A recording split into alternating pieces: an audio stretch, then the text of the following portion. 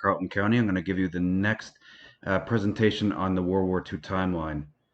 So at the same time that Japan has begun the invasion of the Philippines, they've also began the invasion of Malaya, Burma. Of course, they have to go through Thailand to get to Burma. As part of conquering Southeast Asia, the Japanese military planned to invade Malaya and Burma. In order to do this, they needed to make use of Thai ports, railways, and airfields. They did not want conflict with the Thai military, as this would delay the invasion and significantly reduce the element of surprise. The Japanese plan was seen by the Nazi government of Germany as helpful in diverting the United Kingdom's military forces and thus assisting Germany in its own conflict. So the beginning of the invasion, certainly of Thailand, here is, of course, the next step, one of the major steps going on from December 8th onward.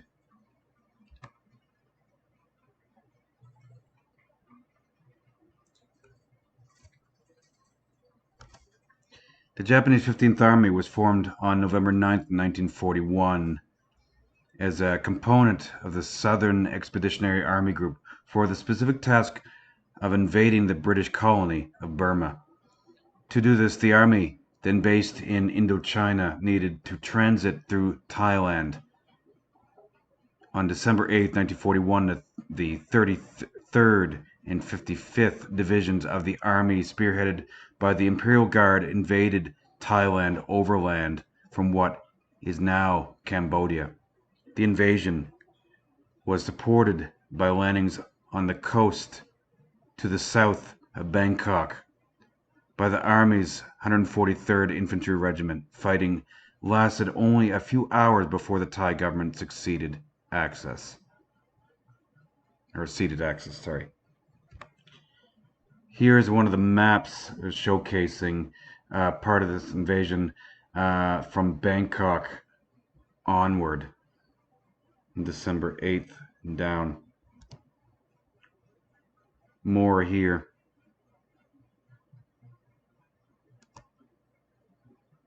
And here. By the summer of 1941, Japan's relations with the Western powers had deteriorated so much that Japanese leaders saw no point in delaying plans for military operations in Southeast Asia and the Pacific. Japan's short-term goal was to secure the necessary supplies to complete its conquest of China by occupying the Southeast Asian territories controlled by France, Britain, and the United States, and the Netherlands. Japan's long-term plans called for further expansion south to Australia and north from Manchuria into the Soviet Union. These maps just showcase where Japanese forces had gone in and the routes they took to go in, down, and through to invade, to take control of Burma. Japanese air and naval attacks on British and United States bases in Malaya and the Philippines were coordinated with the December 7th, 1941 assault on the United States Pacific Fleet headquarters at Pearl Harbor, Hawaii. Japan's Southern Army, headquartered in Saigon, quickly moved from bases in southern Indochina and Hainan to attack southern Thailand and northern Malaya on December 8th and the Philippines on December 10th. The Japanese easily captured British air bases in northern Malaya and soon controlled the air and sea lanes in the South China Sea as far south as the Strait of Malacca. Naval landings were made on the Thai coast at Singora, present-day Songkhla, in Patani, and on the Malayan coast at Kota Baharu. On December 10, 1941, the Japanese land-based aircraft sank Royal Navy ships Repulse and Prince of Wales. The attack effectively destroyed Allied naval power in the area and paved the way for Japan's conquest of Southeast Asia. The sinkings highlight the weaknesses of battleships, and navies soon stopped building them altogether. Of course, that was after the Second World War.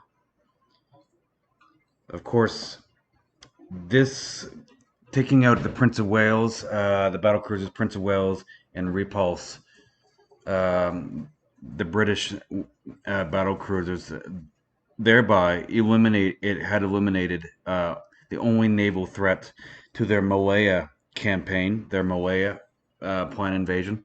So, and then the Thai government capitulated to a Japanese ultimatum to allow the passage of Japanese troops through Thailand in return for Japanese assurances of respect for Thailand's independence.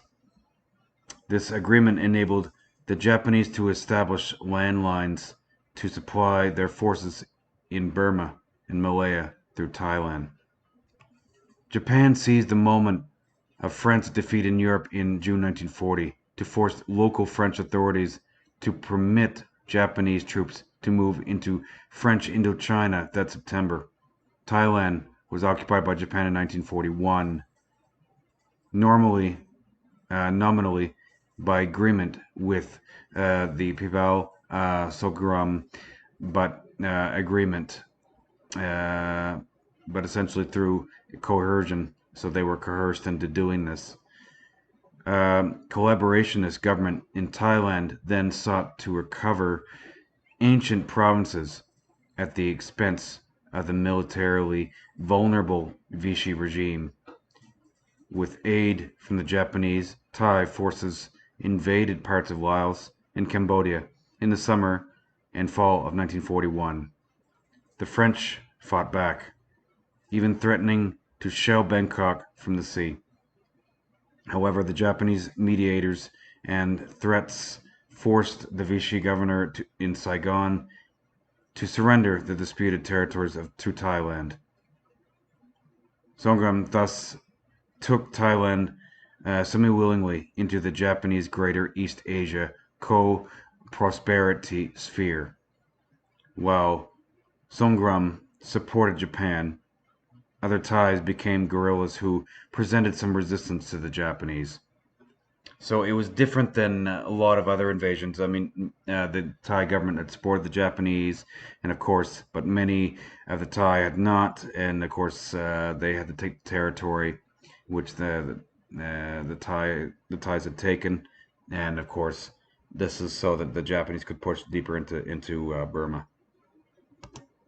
The Thai government sent an expeditionary force, the Phayap Army, into Burma in early 1942. It pushed Gomindang troops out of border territories along coveted by the Thais. This Burmese territory was returned by Thailand at the end of the war, along with the 5 Laotian and Cambodian provinces seized in 1941. In the darkness over the sea, Air Force Lieutenant Sarayak Sucharitham heard the enemies before he saw them. It was 4 a.m. Surasak and his friends had woken early to set out from their airbase to the nearby bay of Ao Manao. A senior officer was slated to visit their base, home of the Wing 5 Squadron, in the morning, so Sarik's group went to catch fish for a welcome banquet. Then he heard a sound, the rumble of engines. Unknown ships were entering the bay. Convinced something was amiss, they turned back and sounded the alarm. December 8, 1941 had drawn on Thailand, bringing with it the flames of war. I was the first to see the barges. They were almost ashore, about 100 meters away.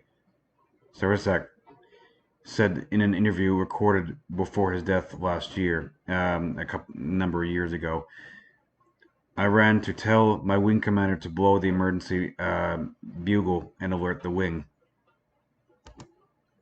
Less than 4 hours after crippling the U.S. fleet at Pearl Harbor, tens of thousands of Japanese troops landed on Thai shores in their campaign to conquer Southeast Asia. Like the attack on Hawaii, the invasion caught the nation unprepared, and the Thai government, led by Field Marshal Plaek Pipilasongkorn, quickly sought a ceasefire. But while the rest of the country laid down arms, Sarasak and a small band of 120 soldiers at the Ao Manao air base resisted the invaders for 33 hours, unaware of Bangkok's capitulation. Over a third would die by the end of the battle. Distinguished by their courage in the face of overwhelming odds, they remain the only Air Force unit to be awarded with the Medal of Honor to date. Wars and battles were probably the last thing on people's minds on the eve of the invasion because it was a time for festivities. Fairs to observe Constitution Day on December 10th are already kicked off early in some parts. The holiday marks the first formal charter installed after Plague and other coup makers overthrew absolute monarchy 9 years earlier. When November came, all we talked about was the Constitution Day fair and Miss Thailand pageant. So sorry, Pyong Zepa, Chuo student at the time, wrote in his memoir, "We didn't see any sign of war or enemy, north or south. The atmosphere was of joy." But while Bangkok streets were full of lights and revelers, the small town of Princhap, Kurikon, would have most likely slept through the night. It had no cinema or theater. After all, it was little more than a stop on the rail line, connecting the capital with the south, with an airbase to guard Thailand's border with Burma, which lay just 20 kilometers west. Unbeknownst to the Thais, the Japanese armada of battleships, cruisers, and landing craft had left a port in Vietnam and sailed for Thailand 2 days earlier. On the night of December 7th, the invasion force somehow slipped past a Thai Navy patrol led by the HTMS Suri Ayedra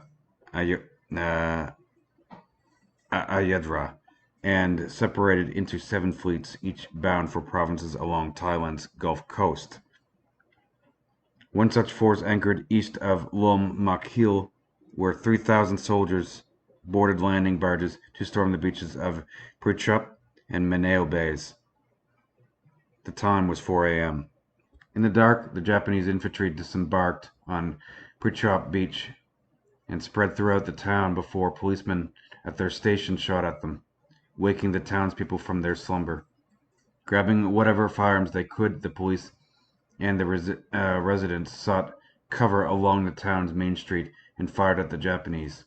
The road was later renamed Su Suak, fighting a war, to mark the brief shootout. The invaders quickly defeated them, taking the town's railway and telegraph station. One objective was down. Another force was beating against rough December waves toward the second goal, the Wing 5 Air Base. I don't know how many died. That's according to person here. That's when Sisrak and his fighting group spotted the enemy. He alerted the commander, Major Prawat Chamsai, who ordered a fight. Sisak and Priwat went back a long way. Sisak said in his recorded interview that he signed up for the Air Force after he saw a warplane land in his hometown of Chiang Mai as a young boy. It was the first time he ever saw a plane, and the sight left him fascinated. As he learned later, Prawat was the pilot of that plane. So here's a picture of Japanese soldiers disembarking on a beach in Patani province, and that's December 8th, 1941. Apart from a handful of pilots, Prawat's men were low-ranking troops belonging to the Akatsayotham, an Air Force unit trained in infantry tactics to protect airfields from enemy attack.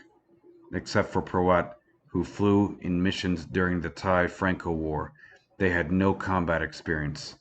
The base's small arms consisted of only 100 Arasakas, a bolt-action rifle made by Japan, as well as 9 machine gun and submachine guns.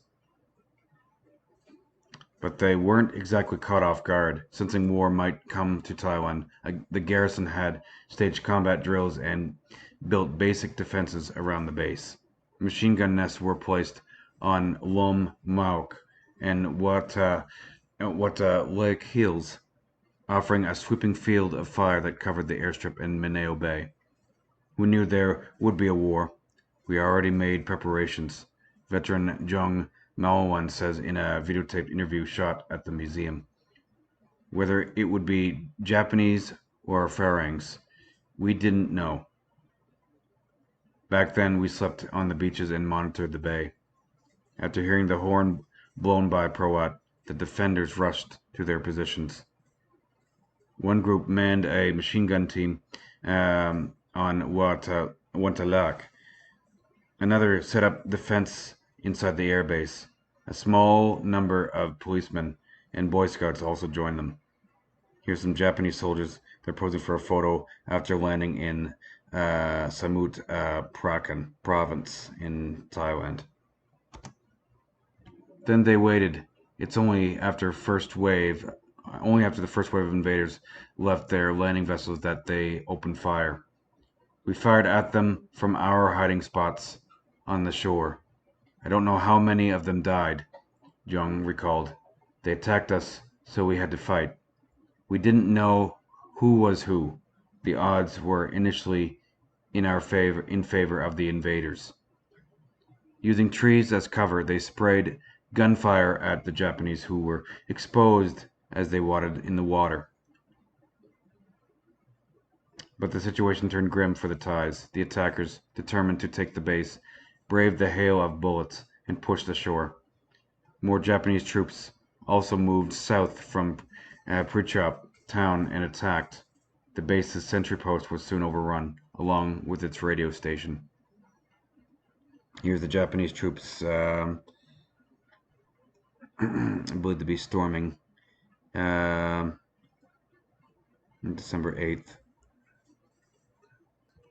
Some of the men will have our Arasaka rifles, Type 99s, 7.7 millimeter, very similar to the British 303 rifles, and some will have the Type 99, which is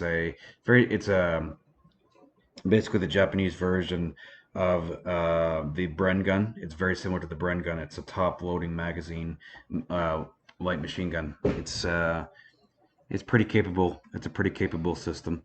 Some of these, when they set the Japanese machine gun, some of them would have the Type 92s and other types of heavier machine guns. As the Japanese closed on the airfield, the pilots tried to fly their aircraft away. They paid for it with their lives. 2 pilots, Prong Chawon and Jemnian Variakowo, were shot and killed as they were taxiing on the runway. Another was severely wounded, stabbed by a bayonet. Only one pilot, Myeon Pasangji, managed to fly off with a Hawk 3 aircraft. A bullet lodged in his back. He turned his US-built naval biplane north toward the capital to seek help, but his engine soon cut out and forced him to land in front of the king's summer palace in Hua Hin. The base wasn't only home to the fighting men, but also their families, who by then were cowering behind whatever shelter they could find. 2 women, an officer's wife, and a housekeeper were struck and killed by stray bullets. Some women and children had been moved up to Long Muk Hill, where they watched the hopeless battle unfold. When the Thai soldiers opened fire, we saw it. Gemrun Sakyo, an airman's daughter who took shelter on the mountain. And this was in a 2012 interview. There were splashes. The Japanese were falling down from their boat. The beach was soaked in blood. Here's Japanese troops marching through the town center of Songkhla And that's December 8th, 1941. No surrender. The front lines kept shrinking as more Japanese troops closed in. The fighting was so intense that bayonet brawls broke out in some places. Sursak recalled engaging in such fights 3 times. Fatalities piled up, including a 15-year-old Boy Scout, Manyang Sarisathan,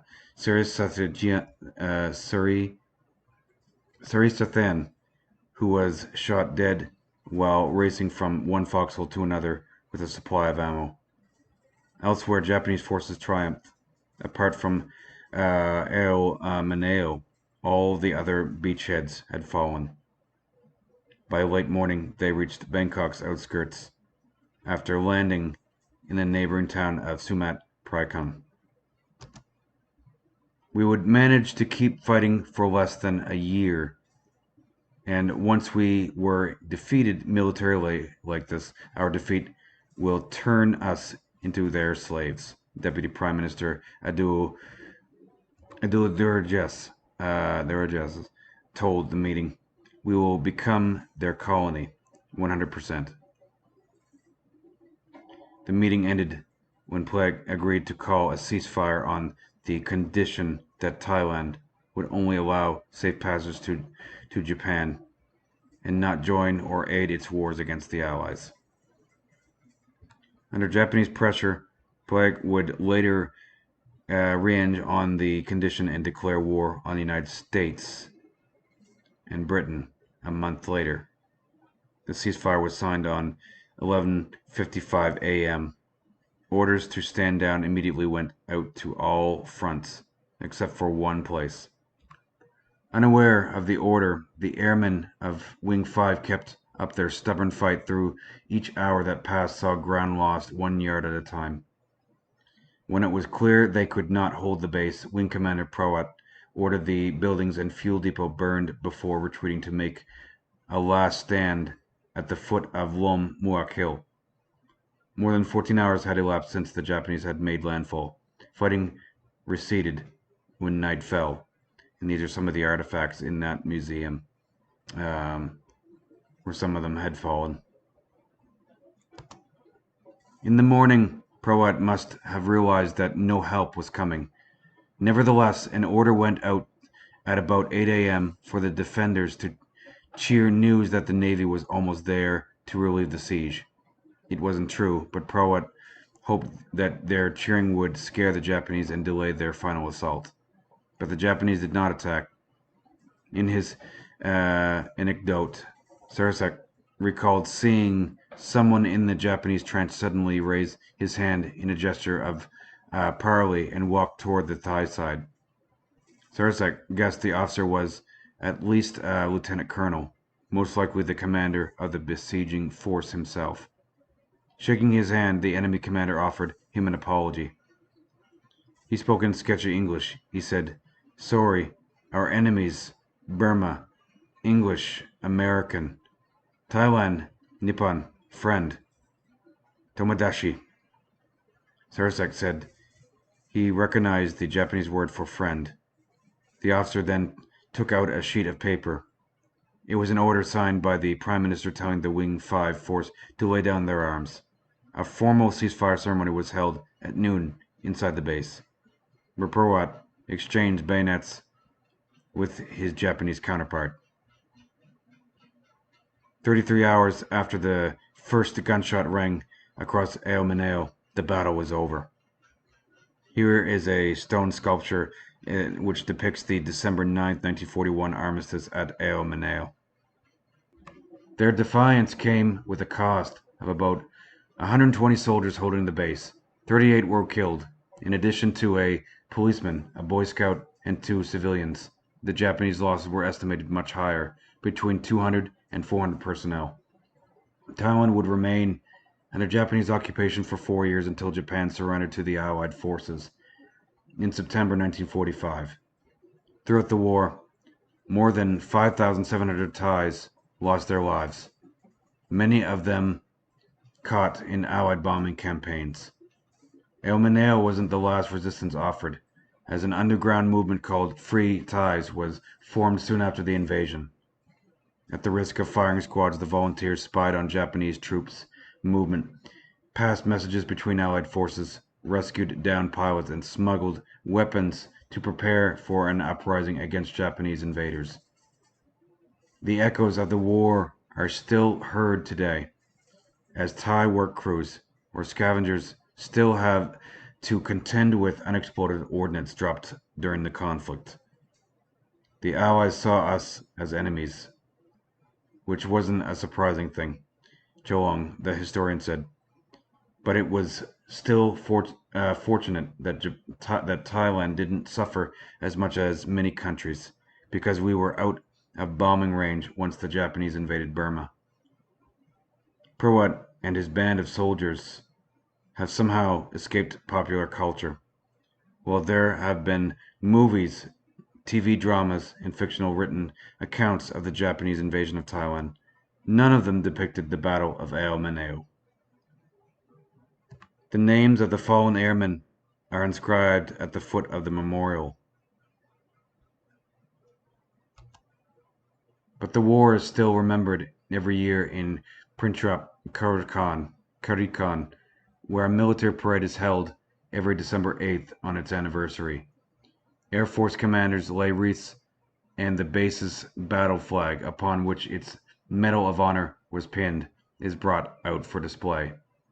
And the story is still retold to countless visitors to the War Museum at the base, which opens to the public every weekend.